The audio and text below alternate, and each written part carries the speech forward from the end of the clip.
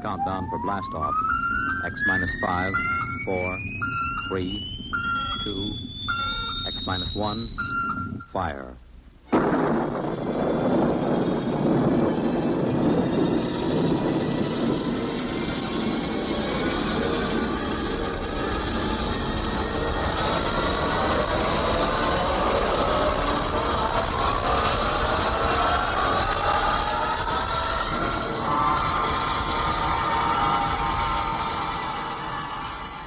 From the far horizons of the unknown come tales of new dimensions in time and space.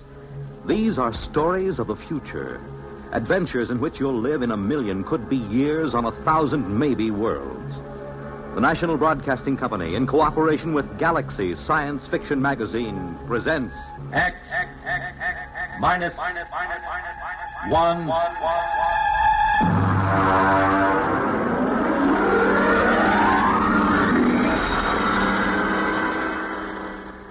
Tonight, gray flannel armor. But first, hear this. Everyone knows about and admires Bob Hope's frequent globe-trotting trips to entertain our servicemen in far-flung corners of the earth. But have you ever wondered what it would be like to actually travel halfway around the world with one of America's greatest comedians, accompanied by an all-star troupe of entertainers? Well, this past Christmas, Bob Hope and Company set out on a 12-day tour of the Far East, entertaining servicemen in Honolulu, Okinawa, Korea, and Japan. And NBC's Monitor went along, with microphones open all the way. This weekend, you'll find yourself a voyager on this exciting trip, along with Bob, Jane Mansfield, Hedda Hopper, and Jerry Colonna, as Monitor broadcasts highlights from Operation Entertainment. And this is only part of the top variety of information and entertainment Monitor brings you all weekend long, beginning Friday night. So start your weekend right with Monitor on Friday night, and stay with Monitor all weekend long for celebrities, music, news, and sports over most of these same NBC radio stations.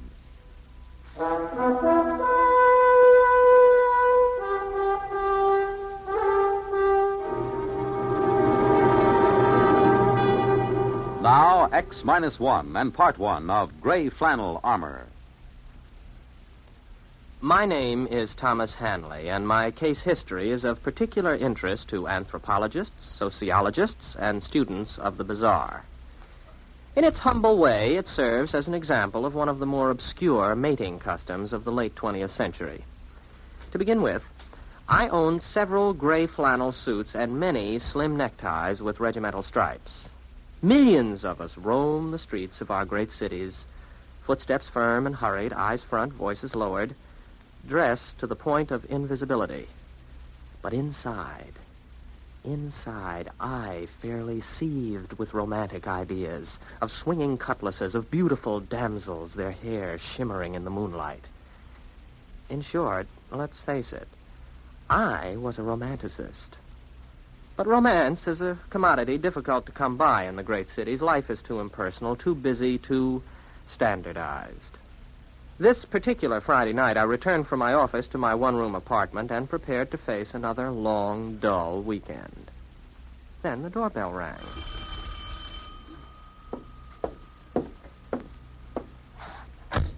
Good evening, Mr. Hanley. If you're collecting for something, come back after payday. My friend, I'm Joe Morris, a representative of the New York Romance Service. Main offices in the Empire State Building and branches in all 5 boroughs, Westchester and New Jersey. You must have the wrong party. Oh, no, Mr. Hanley. We're out to serve lonely people. And that means you. Don't deny it now. Why else would you be sitting home on a Friday night? Well, the fact is... You're lonely. And it's our business and our pleasure to serve you. Serve me with what? A bright, sensitive, good-looking fellow like yourself needs girls. Girls? Nice girls. Now, these young ladies I was referring to, Mr. Hanley, are not... professionals. They are sweet, normal, romantically inclined young ladies. But they are lonely. There are many lonely girls in our city, Mr. Hanley. Oh, yes, I suppose there are. Funny, you never think of it that way.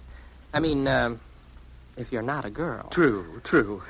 Now, the purpose of the New York Romance Service is to bring young people together under suitable circumstances. Oh, I see. A kind of, you'll pardon the expression, a kind of friendship club? I should say not. We at the New York Romance have done what should have been done years ago. We've applied scientific precision and technological know-how to a thorough study of the factors essential to a successful meeting between the sexes.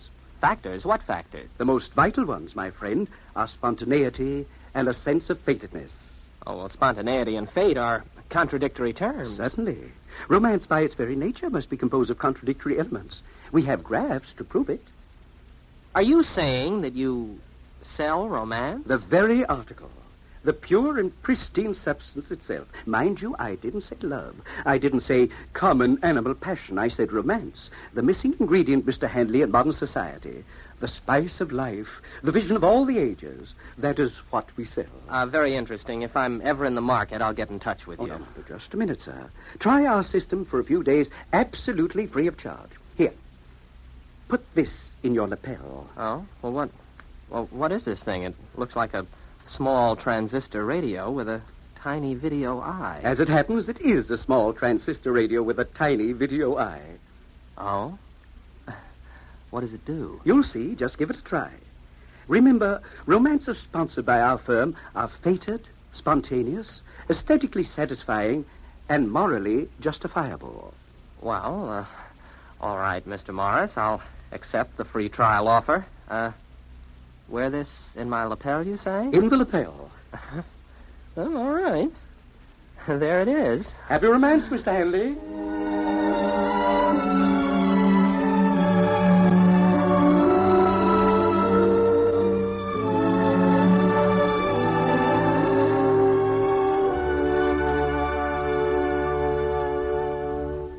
You're listening to The Gray Flannel Armor, tonight's attraction on X-1.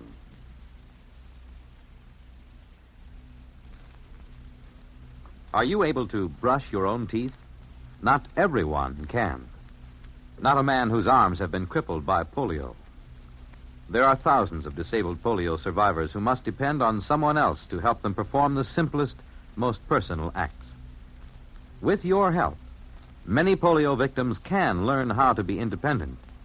Right now, there are 100,000 survivors of crippling polio who need help. They need your dimes and dollars to pay for expensive care and equipment. Your contributions will provide trained hands to teach a polio survivor how to live with his disability.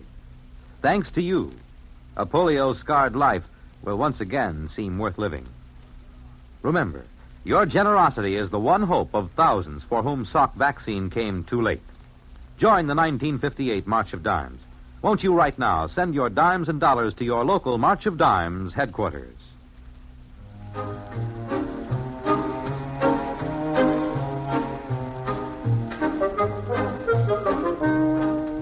Now X-1 brings you Act 2 of Gray Flannel Armor. After Joe Morris left me, I took off my gray flannel jacket and examined the small device attached to my lapel. It had no knobs or controls. It didn't seem to do anything at all. I shrugged, put my jacket on again, tightened the Windsor knot in my tie, and went for a walk. It was a clear, cool night. Like most nights in my life, it was a perfect time for romance. Around me lay the city, infinite in its possibilities and rich in its promise. But it was devoid of fulfillment. Nothing ever happened. I passed lighted apartment buildings and thought of the women behind the high blank windows, looking down and seeing a lonely walker on the dark streets. Wondering about me, maybe, as I was wondering about them. Nice to be on the roof of a building, to look down on the city. Huh? Who said that? I wonder... Oh, sure. This transistor thing. Hey, what was that you said about a roof? Oh, I guess it isn't two-way. Oh, it's not a bad idea, though. Would be kind of pleasant to look down on the city lights. No, not that one. Well, what's wrong? Oh, sure. Wrong building. You mean this one over here? Oh, no answer again. Well, it must be the right one this time. At least I hope so.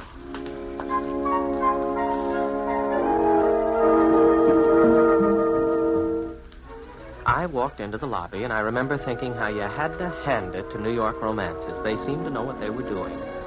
I took the self-service elevator to the top floor. From there, I walked up a flight of stairs to the roof. Oh. Well, the air smells good up here at least. No, not that side. The west side. Okay. I hope you know what you're doing. I certainly don't. This turns out to be some sort of joke. Oh. Hello. Oh, I'm sorry. I didn't mean to intrude. You're not intruding. Well, I didn't see you at first. There in the shadows. I know. The lights. Mention the lights. Those lights. The lights of the city down there.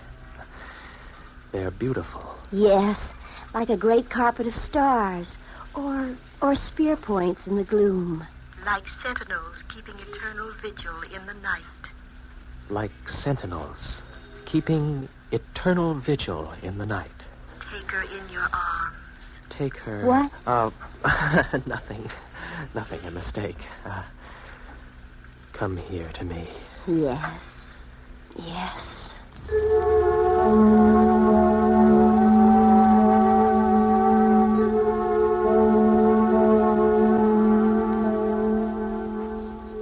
As she was melting in my arms, I caught sight of the small transistor set pinned to her shoulder strap. The one exactly like the one in my lapel. You can't help feeling a little odd about a romantic meeting set up and sponsored by transistor radios. I could visualize 1 million young men in gray flannel suits roaming the streets in response to barely heard commands from 1 million tiny radios. I tried to forget my doubts. The next night, I took another walk and found myself in a slum section of the city. I decided I'd made a mistake and started to turn around. Why not walk on? You want me to walk down this alley? Oh, well. Help! Help! Oh, good night. 2 muggers after a girl. I better look for a policeman. Why do that? You can handle them. No. A policeman can do it a lot better. No, you must do it now. But there's 2 men. They're probably armed. You can do it. Well, here goes. Oh, you don't. Now, wait a minute. I'll take you. Let go of her, you rats. Oh, there. Take that. And that. That'll teach you to harm a helpless girl. You saved me. You saved my life. I had to come. I had to come. Yes, I know. Take her in your arms. Yes, I know.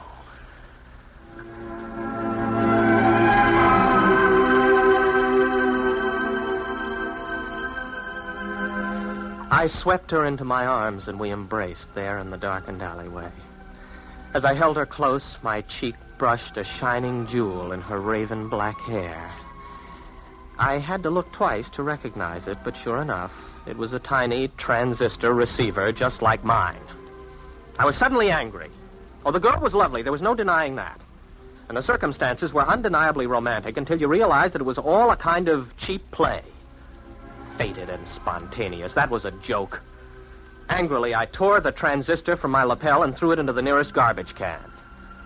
I stalked away into the night, hardly realizing where I was going. I didn't really wake up until I reached the waterfront. I stood there looking at the oily black water and let the brackish-scented breeze fan my face. And then, unexpectedly, I was aware of another person nearby. The moon slid from behind a cloud, and her auburn-tinted hair caught its light and held it for a moment. She turned her face toward me with frank curiosity. At this time, there was no transistor radio to throw me a cue. I didn't need one. It's a nice night. Maybe. Maybe not. The beauty is there, if you care to see it. What a strange thing to say. Is it? Is it really so strange? Is it strange that I'm here at this very moment and that you're here too? Perhaps not. No, perhaps not. Let me look at you. Oh, you're really beautiful, you know. Am I? You know you are.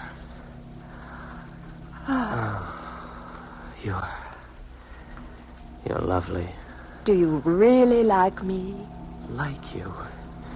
If I could only tell you. Oh, I'm so glad.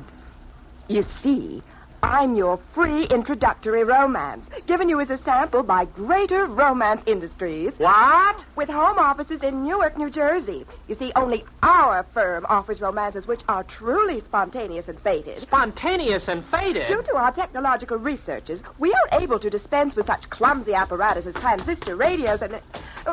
Sir, where are you going?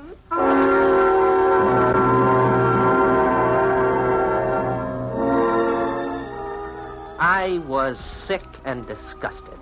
After that, there were several other attempts to get in touch with me, but I ignored them. I wanted no more to do with the romance game.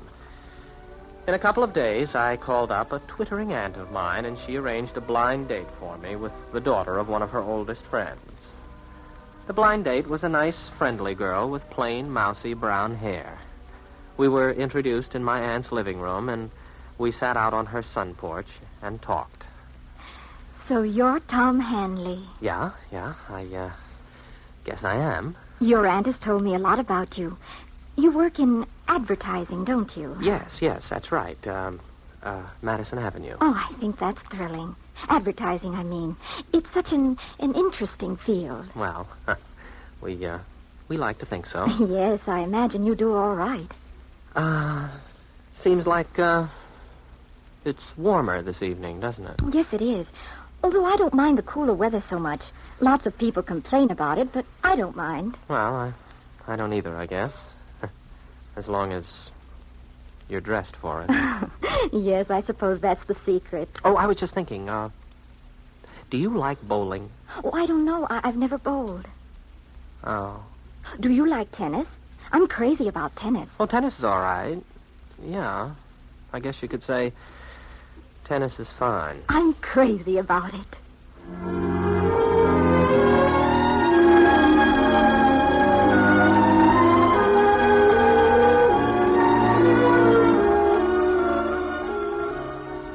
Well, all right. So it wasn't romantic.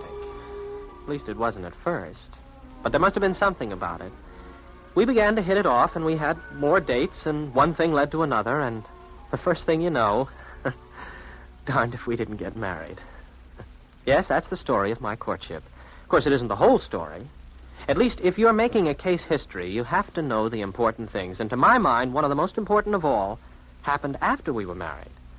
We bought a nice little house out near my aunt's and settled down in it.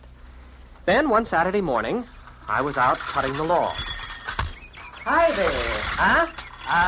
Did you say something? I said hi. Don't you remember me? Joe Morris. Oh, sure. New York romances. Well, I'm sorry, Mr. Morris, but you better take me off the list. I'm married now. Certainly. I know all about it. Congratulations. Oh, thanks. I mean, I know all about the way it happened. Introduced by your aunt, talking on the sun porch. Corny, old-fashioned stuff. And now, don't get me wrong. I'm not knocking it. Quite the contrary. Do you know what we down at New York Romances call this? No, what? Hanley's Mode. We studied you. A lot of commercial possibilities there. We've got it down on graphs. Effects of embarrassment on the psyche. The role of the aunt in American courtship. The whole works. What are you talking about? New York Romances. What else? We've got a new service. It's called the Old-Fashioned Plan. The what? We provide bonded aunts for young men to call up. We even have the aunt walk into the sun parlor at unexpected intervals with a plate of cookies or something. They say the suspense becomes almost overpowering. Like our motto always said, spontaneity and a sense of fatedness. It never misses, my boy. Never misses.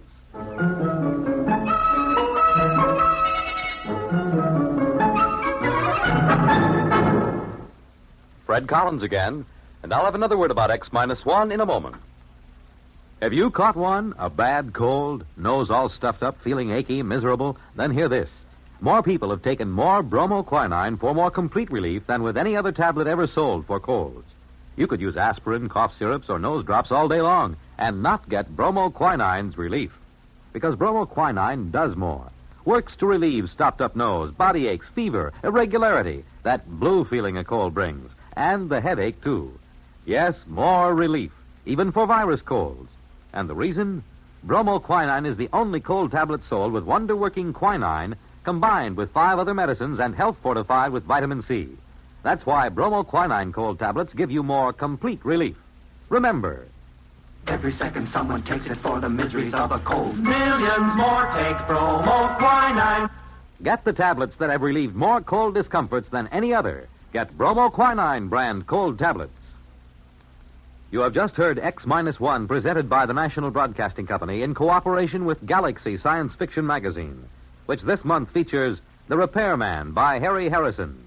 Being an interstellar troubleshooter wouldn't be so bad if only you could shoot the trouble. Galaxy Magazine on your newsstand today. X-1 has brought you Gray Flannel Armor, a story from the pages of Galaxy written by Finn O'Donovan and adapted for radio by William Welch. Featured in our cast were William Redfield as Thomas Hanley and Guy Repp as Joe Morris. Others in our cast were Abby Lewis, Pat Hosley, Hetty Galen, Freddie Chandler, and Helen Gerald. This is Fred Collins speaking. This broadcast concludes this series of X-1. We sincerely hope you enjoyed it. X-1 was directed by George Voutsas and is an NBC Radio Network production.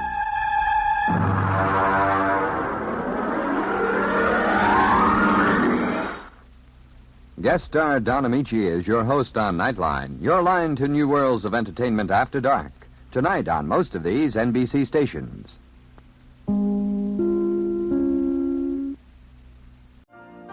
You've been listening to the OTR Gold Network. Find more classic radio at otrgold.com.